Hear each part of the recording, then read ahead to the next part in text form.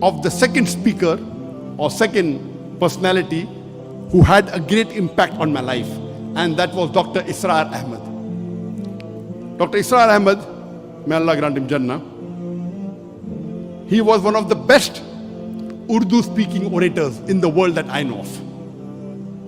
So I traveled all the way to Pakistan in 1991 to meet Dr. Israr Ahmed. He was a medical doctor. He wasn't trained in any Islamic institute or Islamic university. He was a medical doctor inspired by Maududi, Jamaat Islami, went to Tabligh Jamaat, then started his own organization, Tanzim Islam. I went to Lahore to meet him. And I was shocked at his simplicity. The command that he has over the Quran. He also speaks in English, but mainly in Urdu. And I was impressed by it. So I purchased all his video cassettes and added to the video cassette library. And to cut the story short, I learned many things from him. I'll just mention two important things I learned. Number one, he told me that I told about my background. I'm a medical doctor. I've just passed. And in 1991, I finished my medical studies and I was doing my internship when we started the organization. In 1990, I finished my medical studies. For 1 year, there was internship. And during internship, I had more time, so we started the organization. So I told him, I've just finished my medical studies. I would like to become a surgeon, do my MS, and I'm interested in Dawah. So he told me, son, you have to choose between the two. Either you choose your medical practice or Dawah. I, being a medical doctor, I practiced for 7 years and tried to do both. I could not. If you want to specialize, choose between the two one thing. Then, after his guidance, I chose to become a Dai.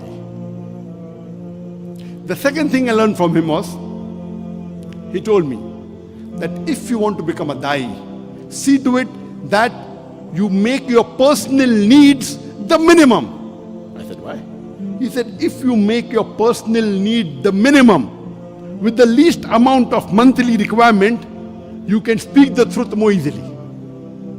You won't have to depend on anyone. You won't have to depend on please someone who's paying your salary. See to it that your needs are the least. And I saw that he had such a big institution, but what a simple man, Dr. Israr Ahmed. May Allah grant him Jannah. And this thing, that not to spend excessively, was one of the cornerstone of my success.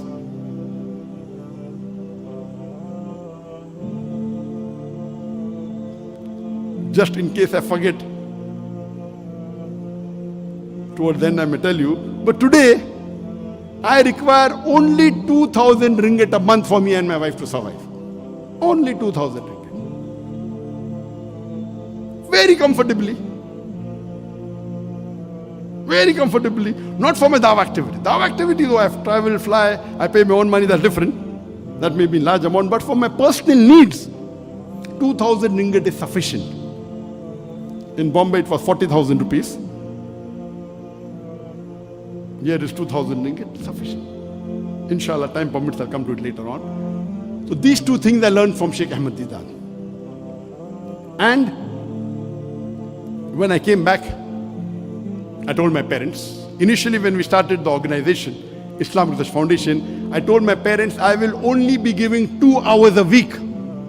Because once I finished my internship, when I joined the MS surgery, I have to be there 24/6 or 6.5. Maybe I get half a day in a week free. So I spend some time with my family and 2 hours in this organization. But then I decided I will not do my post-graduation. I told my parents, I want to give 2 hours a day for Dawah and the balance time for my medical practice. My father had a roaring practice. My elder brother, Dr. Ahmad Naik, also was a doctor. And my brother, he was a very good orator. So when Sheikh Ahmad Didat came, he was the MC. Because he was the Secretary General of his medical college. Very good orator, not an Islamic speaker, but a general orator. So that's how Sheikh Deedat was impressed.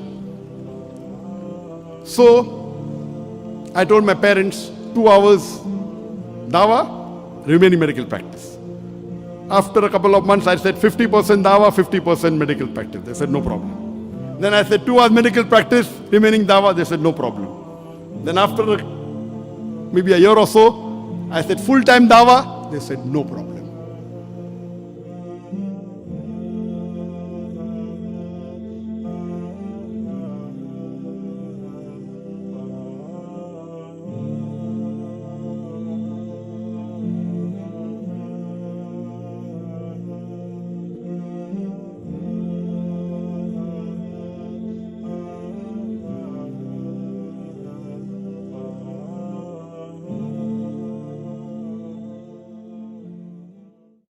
اللہ کا شکر ہے بھارت میں بھی اللہ نے پیدا کیا ہے ذاکر نائک. اس کی بات سنی جا رہی ہے, ہندو سن رہے ہیں, اور وہ واحد شخص ہے. ذرا نوٹ کیجیے, ٹریلینز آف ڈالرز رکھنے والے عرب حکمرانوں میں سے کسی کو توفیق نہیں ہوئی کہ کوئی تبلیغی ٹیلی ویژن جو ہے اس کا چینل قائم کر. یہ بھی اللہ نے توفیق دی ہے تو اس بندے کو نائک نام, جس کا نام نائک, ذاکر نائک. اللہ نے تو کام کی توفیق دے دی ہے. یہ تو آپ کا اپنا وہ ہے کہ نصیب کیا ہے. فشقی و سعید, 2 ہی طرح کے لوگ ہوں گے, یا شقی ہوں گے یا سعید ہوں گے. سعید وہ ہوں گے جو کلمہ خیر سنے, قبول کرے اور اس پر عمل کرے, اور شقی وہ ہوں گے جو سب کچھ سن کر سن رہ جائیں. اور اب ایک اور شخص جو ہے ہمارے خاص طور پر سب کانٹیننٹ کے ہورائزن پر نمودار ہوا ہے, ڈاکٹر ذاکر نائک. جو لوگ ٹیلی ویژن دیکھنے والے ہیں وہ ان سے واقف ہیں. اصل میں یہ صاحب جو ہے ڈاکٹر ذاکر نائک, یہ 2 شخصیتوں سے کچھ متاثر ہوئے. زیادہ تو ان کا تاثر جو ہے وہ شیخ احمد دیدات سے ہے. اس کے بعد وہ ہمارے کام سے متاثر ہوئے.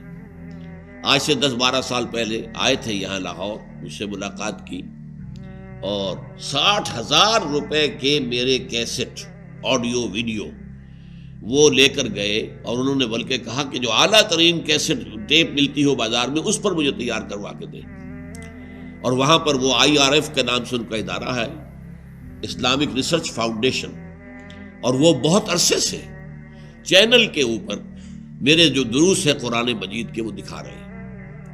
8,000 فیملیز, کئی سال پہلے مجھے بتایا گیا تھا کہ 8,000 فیملیز ہفتے میں 2 دفعہ آپ کا درس جو ہے وہ دیکھتے ہیں ویڈیو اس کے اوپر, ٹیلی ویژن کے اوپر. تو وہ ان کا انداز جو ہے وہ مجادلے کا ہے, مناظرے کا نہیں ہے. اس میں وہ ایگریسو نہیں ہوتے, جارحیت کا انداز نہیں ہوتا, بلکہ بات معقول انداز کے اندر جواب دینا, معقول انداز میں وضاحت کرنا, سوالات کو ڈیل کرنا, یہ